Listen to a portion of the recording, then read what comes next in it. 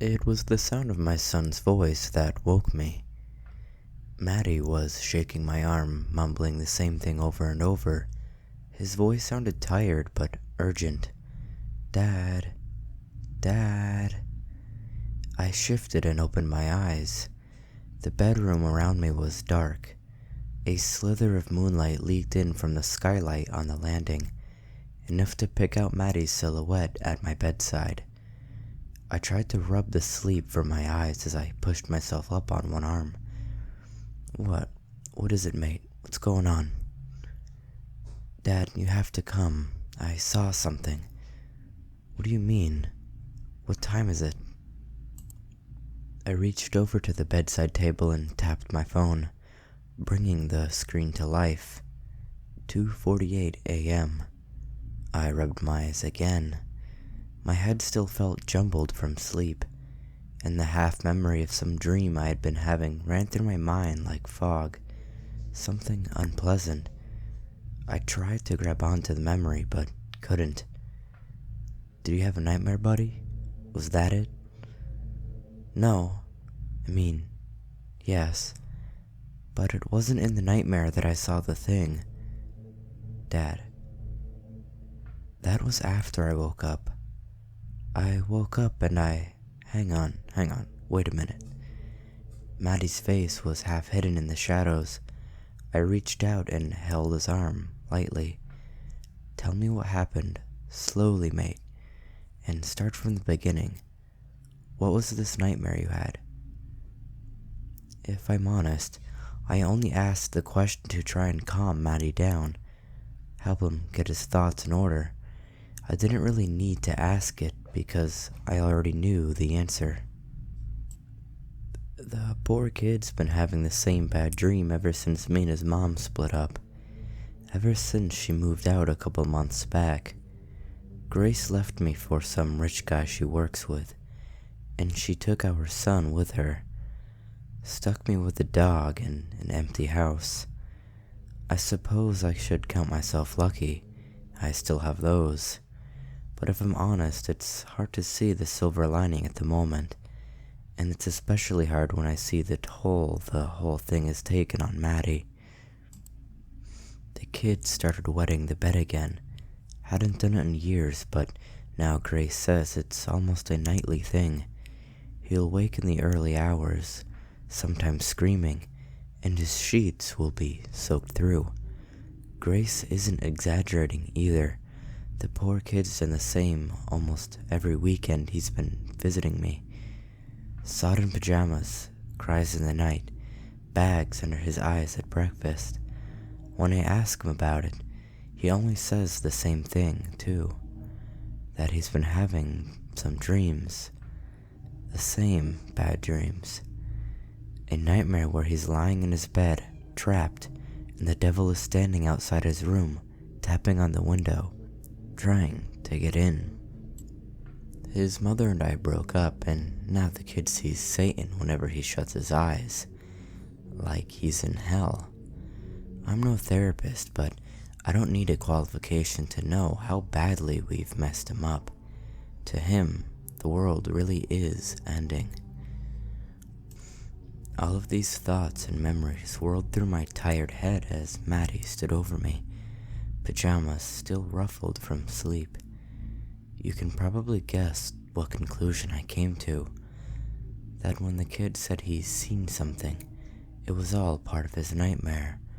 Bad dreams blurring into real life. But what he said a moment later made me pause. "It's nothing to do with my nightmare, Dad." Maddie shuffled on the spot, rubbing one arm. "It was something I saw in the kitchen. I think someone might be down there. Somewhere on the ground floor of the house." As if to prove Maddie's point, I heard a soft creaking sound.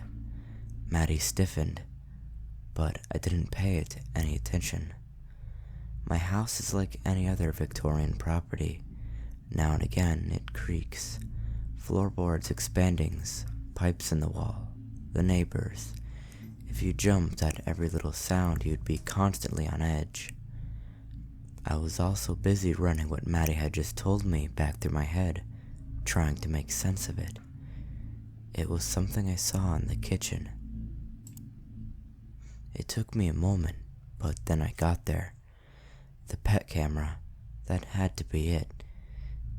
A month or so after Grace and I split, in an effort to cheer Maddie up with one of his weekend visits, we bought a little camera for our kitchen, one you can link up to an app on your phone. The camera sits in a little tower on the floor, and the idea is you can tune into it and keep an eye on what your pet is up to. Our chocolate lab, Bella, is about the only thing that can bring a smile to Maddie's face these days, so I figured he'd like to check up on her. Watch her sniffing around my kitchen, even when he's at his mom's new place, and even speak to her through the mic. The little tower even stores dog treats inside it, which you can fire out of a little launcher by touching a button on your phone screen. Maddie loves it. As I pushed myself into a sitting position, the conclusion I'd already come to was this. Maddie had woken up from his bad dream, and he'd struggled to get back to sleep. So to calm himself down, he opened the PetCam app on his phone. Maybe he decided to watch Bella for a little while. The camera has a night vision mode, so he'd still be able to see her. Obviously, it hadn't worked though, and I thought I knew why. The night vision mode on the app is creepy. Everything looks odd. The picture is all gray and green, like in a horror film. No wonder it had made the kid even more spooked than he already was. Look, mate, I tried to speak slowly and make my voice as reassuring as possible. I'm sure it's probably nothing. I'm guessing you mean you saw something on Bella's pet cam, right? You saw something on your phone just now? Maddie nodded his head. Right, okay. Well, trust me, I've looked at that app at night before too, and I'm not surprised it freaked you out. Everything looks all shadowy and green, right? Like some creepy Twilight world. And if you saw Bella down there, her eyes were probably shining in a weird way, and... No, Maddie's voice cut across mine. Bella was asleep, Dad. She was in her basket. My son glanced away from me, in the direction of the open bedroom door, out towards the moonlit landing beyond. When he next spoke, his voice was barely above a whisper. It wasn't Bella's eyes, and it wasn't the weird light. It was a shadow, Dad. I saw a shadow go past the camera, like something had moved in front of it and blocked the view. I opened my mouth to respond, but that was when the noise came. Not just a creak this time either. A sudden, sharp crash from the direction of the kitchen. The stairs creaked softly below my feet. I crept down them as slowly as I could, willing them not to make a sound. It didn't work. The wood's old and noisy. Even in bare feet, I couldn't keep my steps silent. I was wearing only my boxers at this point, but my hands were full.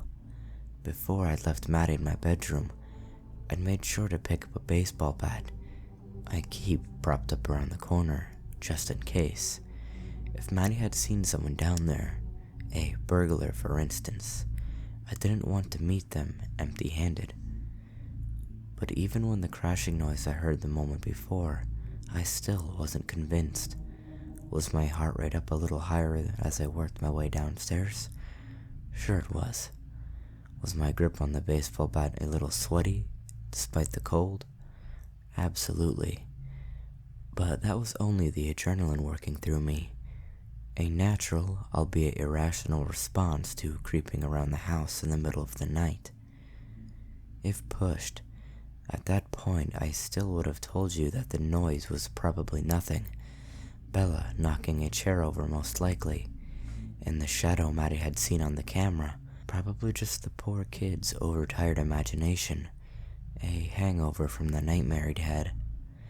The thing is, Maddie's sensitive. I know he is. After he started wetting the bed, Grace took him to see the doctor, and we managed to get him referred to a counselor, someone to help him work through our separation. Both Grace and I speak to her regularly now that Maddie is having his sessions, and one of the first things she told me was how susceptible the kid is. I can still remember the exact words she used. Some children are far more emotionally vulnerable than others, Mr. Norton. Far more at risk to big changes. Maddie's mind is like a sponge. If he's happy, it can fill up with so much excitement he'll be fit to burst. If he's unhappy, he'll feel it. He lets stuff in more easily than other children.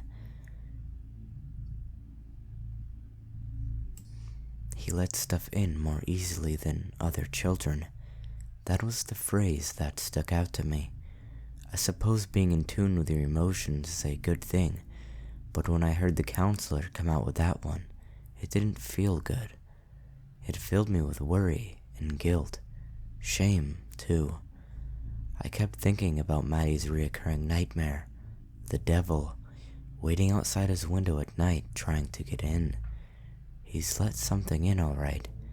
I remember thinking after I'd met with the counselor, the poor boy is in hell because of us. With these thoughts still running through my head, I reached the bottom of the staircase, paused and strained my ears. The house around me was silent. No sound from Maddie upstairs, and no sound from the kitchen at the end of the hallway. If Bella had knocked something over, she'd obviously settled back down again now. She wasn't making a peep. I thought about switching on the downstairs light, then thought better of it. Somehow it didn't feel like the right thing to do, even though the door to the kitchen was shut. Any light I switched on would spill straight beneath the doorway.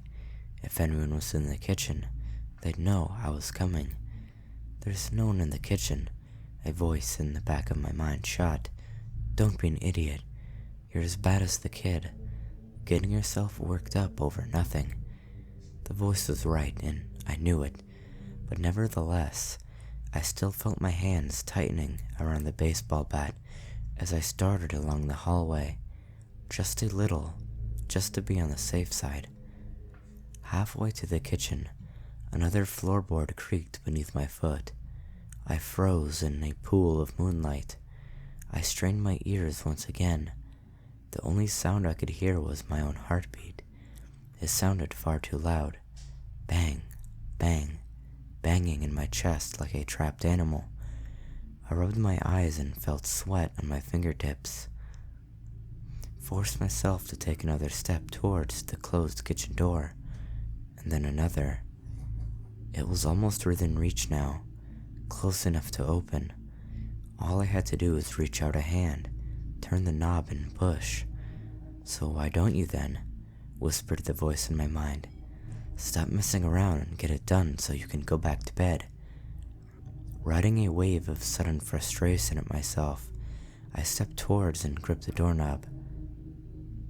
Twisted and shoved. The door creaked inwards, and I felt myself tense, tightening my grip on the baseball bat. Something was wrong in the kitchen. I knew that straight away. Something was wrong. But at first I didn't know what it was. I could hardly see a thing. Weak streetlight shone through the window in the back of the house, but it wasn't enough. It wasn't enough to push the darkness away. It was enough for me to make out shapes, though. Objects hiding in the shadows. I could see the outline of the fridge on my left, humming away softly, and beyond it, the little dining table. On the floor by the table was a chair on its side, and I thought, that must have been what the crashing sound was, flashed quickly across my mind. It must have been Bella, after all, I told myself. She must have knocked the chair over, and Bella. The thought of my dog was triggering the first realization. The first realization of what was wrong. Whenever I walk into the kitchen normally, Bella is there to greet me. She always is there to greet me. Even if she's not ready and waiting on the other side, the first sound I hear when I open the door is her claws scraping against the kitchen tiles. Only now, standing in the kitchen doorway, I couldn't hear her. I couldn't hear anything. And a moment later, as my eyes adjusted to the dark, I saw why.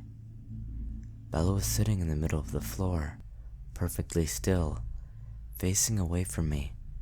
Her eyes glinted in the darkness like glass beads, staring at something I couldn't see. "Bella, what's up, girl?"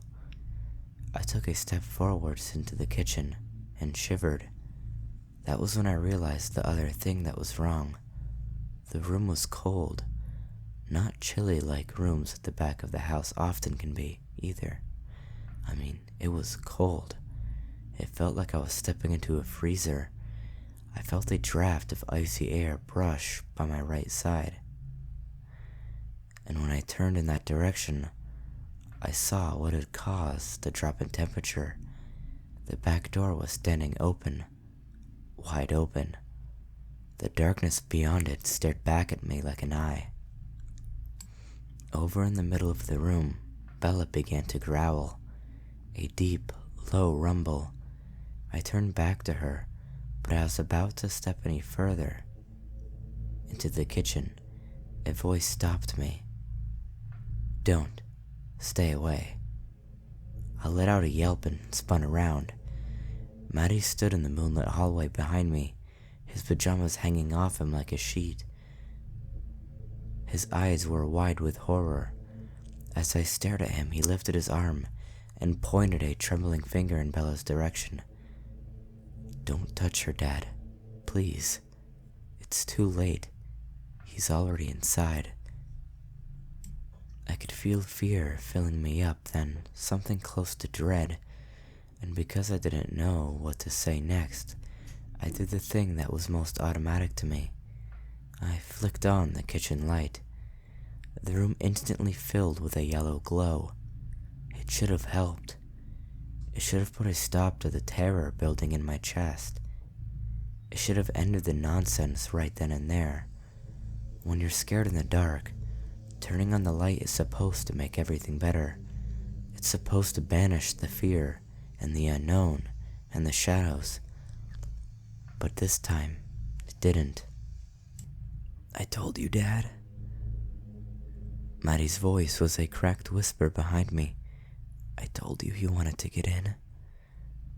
I didn't respond. I couldn't. In that moment, when the harsh overhead lights lit up the kitchen, I could only focus on two things. The first was Bella's eyes. Those eyes stared blindly back at me, rolled so far up in my dog's head that I could only see the whites. That was bad, but that wasn't the worst thing. The worst thing was the kitchen floor, the marks I could see on it running along the tiles, the tiny trail that led from the open back door to the spot in the middle of the room where Bella sat, unmoving. Not human footprints, but the damp, cloven tread of goat hooves.